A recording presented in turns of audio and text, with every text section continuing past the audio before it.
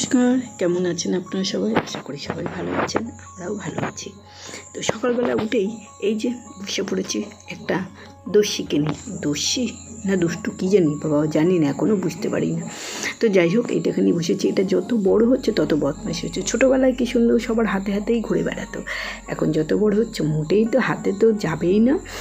সারাক্ষণ ওর খাঁচার মধ্যেই থাকবে আর কাপড়ের তলায় ঢুকে বসে থাকবে। তো চলো, একে নিয়ে তো সারাদিন বসে থাকলে হবে না, আমারও অনেক কাজ আছে, সেগুলোকে সেরে নিই। তারপরে তো আছে আরও কাজ।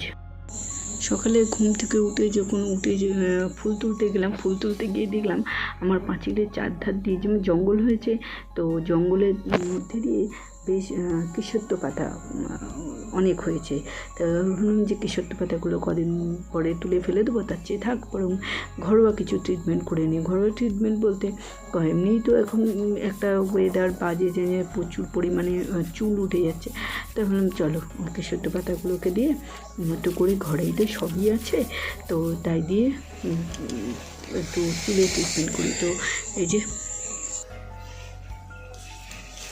শুকিয়ে গেছে, কতক্ষণ এটুকুনি রেখেছি, এটুকুনি রাখাতেই শুকিয়ে গেছে।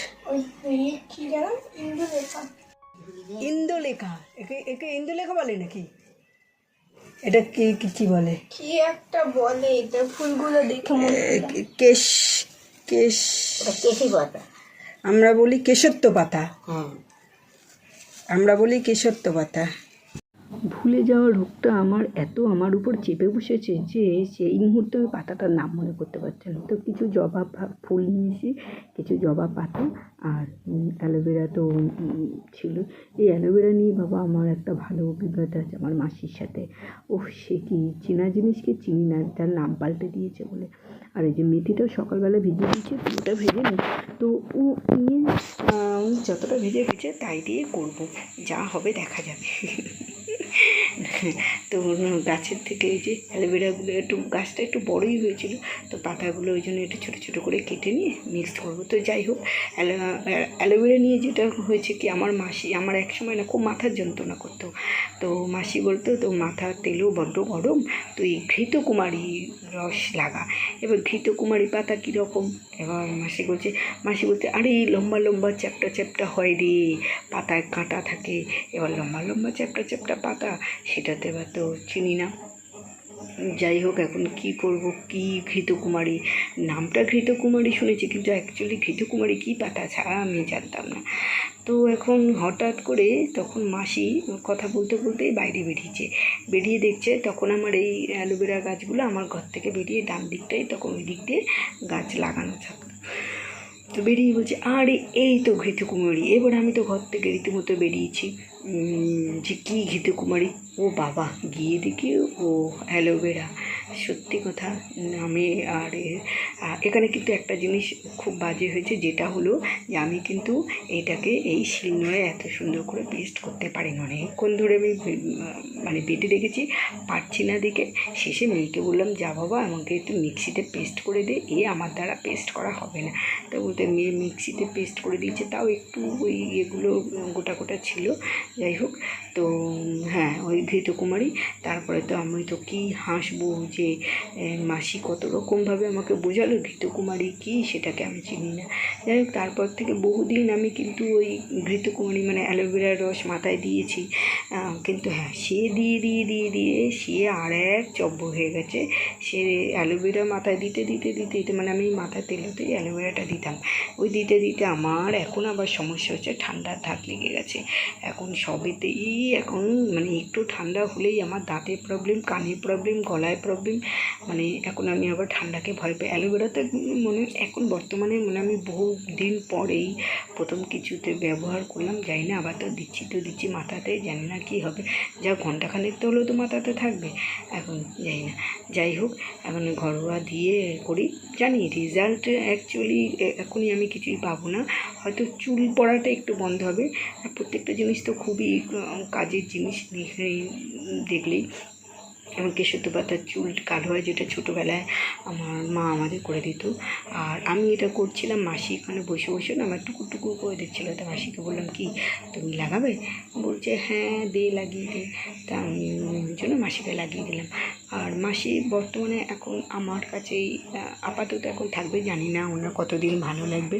তো চেষ্টা করি, এখন তো আমার তো আর নিজের বলতে কেউ নেই, তো এই মাসিটাই আছে, চেষ্টা করি একটু আঁকড়ে ধরে থাকার। একটু জানি না বাড়িতে আসার পর থেকে কি জানি একটু একটু অন্যরকম মনে হচ্ছে যেন কেউ যেন আমাকে শাসন করার। আমি কিন্তু এখন মাসিকে খুব ভয় পাই। দুনিয়ায় আমি কাউকে ভয় পাই না, সবাই জানি সবাই আমাকে ভয় পায়, কেন ভয় পায় জানি না, হয়তো আমাকে বাঘের মতো দেখতে, যাই হোক যে কারণেই হোক একটু ভয় পায়। কিন্তু আমি মাসিকে এখন ভয় পাই, এই না যে মাসি কিন্তু জোরে কথা বলে বা বকে কি না, আমার মাসিকে ভয় হচ্ছে কাজ নিয়ে। ওনার জ্বালায় কোনো কাজ 2 মিনিট ফেলে রাখতে পারবো না, মানে ফেলে রাখা মানে উনি ছুটবে। তো এই হচ্ছে মাসিকে আমার ভয়। তো এখন থাকবে মাসি কিছুদিন আমার কাছে। তো চলো তোমাকেও তাহলে একটু লাগিয়ে দিই, উনিও খুশি আমিও খুশি। আর এখনও আমার রান্না পড়ে আছে, এখন গিয়ে রান্না করতে হবে। তো এই রান্না করতে বসলে এই মাসি রোজ আমার পিছনে গিয়ে এই একটা করে চাদর দেবে। চাদরটা কিন্তু বেশিক্ষণ থাকে না, হাওয়াতে পড়ে যায়। চাদরটা দেওয়ার কারণ হচ্ছে বেলা একটু 12টা পরেই তখন ওই দিকে রোদটা পুরো আমার পিঠে গিয়ে পড়ে বলে উনি রোজ গিয়ে আমার পিছনে গিয়ে একটা করে চাদর দেবে। চাদরটা কিন্তু বেশিক্ষণ থাকবে না, হাওয়াতে খানিকক্ষণ পরেই কিন্তু দেবে, তবুও দেবে। এখানেই হচ্ছে জানি না, আমি বলি না আমি ছোটো থেকে এই দেখো পড়ে গেল, আমি ছোটো থেকেই কিন্তু জানি না সবার কাছে একটু প্যাম্পার হয়ে এসেছি। আমার ছোটোখাটো সুবিধা অসুবিধাগুলো সবাই কী জানি একটু নজরেই রাখে। তো চলো এখন রান্নাগুলো সেরে নিই, কেন আজকে যদিও সেই রকম কিছু না, আবার সেই রকম কিছু না বললেও আবার পদে পদে অনেকগুলো রান্না রয়েছে। তো রান্নাগুলো এখন গিয়ে সারতে হবে। গ্যাসে হলে মেয়েই করে নেয়, কিন্তু যেহেতু কাঠের জালে ও সামলাতে পারে না বলে করে না। আরও একটা কারণে করবে না, আজকে হচ্ছে আলুর চোখা করতে হবে। আলুর চোখাটা ও বলে মা আমি ভালো আলুর চোখা করতে পারি না, তুমি করবে। কিন্তু আজ আলুর চোখাটা করার পিছনে কারণ আছে যে ওর খুব সিম্পল কিছু খেতে ইচ্ছা করছে। আমি বলছিলাম যে ডিমের ঝোল টোল কিছু করি না, ডিমের ঝোল করবে না, তুমি সিম্পল করো মা, আলুর চোখা করবে আর ডিমের অমলেট করো। তা আমি ঠিক আছে চলো বাদ দাও, দিয়ে এই আলুর চোখা ডিমের অমলেট এই দিয়ে আজকের রান্নাটা মানে কমপ্লিট করবো দুপুরে খাওয়া দাওয়াটা। মাসিকে নিয়ে তো কোনো সমস্যাই নেই, মাসি মাছও খায় না, সরি মাছ না, ডিম খাবে না, মাংস খাবে না, একটু মাছ খায়। তো আজকে দুপুরে মেনু কমপ্লিট। ডাল, একটা একদম পাতলা ডাল, হ্যাঁ ডালের জলটা কিন্তু আমি খাই, ওই জন্য একটু পাতলা করে ডাল করে একদম শুধু উচ্ছে ভাজা, আর এই হচ্ছে আলুর চোখা, ঢেঁড়স ভাজা আর ডিমের অমলেট। উফ ফাটাফাটি। আবার বসে থাকতে পারি না, আমার খুব কষ্ট হয়। বসবো না ঠিক আছে, বসলে খাবার সামনে থাকলে আমি কারোর জন্য অপেক্ষা করতে পারি না।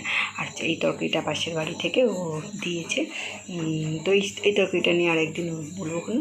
তো চলো আজকের মতো দুপুরের খাওয়া দাওয়াটা সারি। তো আজকের মতো ব্লগটা এখানেই শেষ করি। তোমরা সবাই ভালো থেকো, সুস্থ থেকো, দেখা হবে কালকে নতুন আবার একটা ব্লগে। তো চলো আজকের মতো টাটা, সবাই ভালো থেকো, সুস্থ থেকো, টাটা।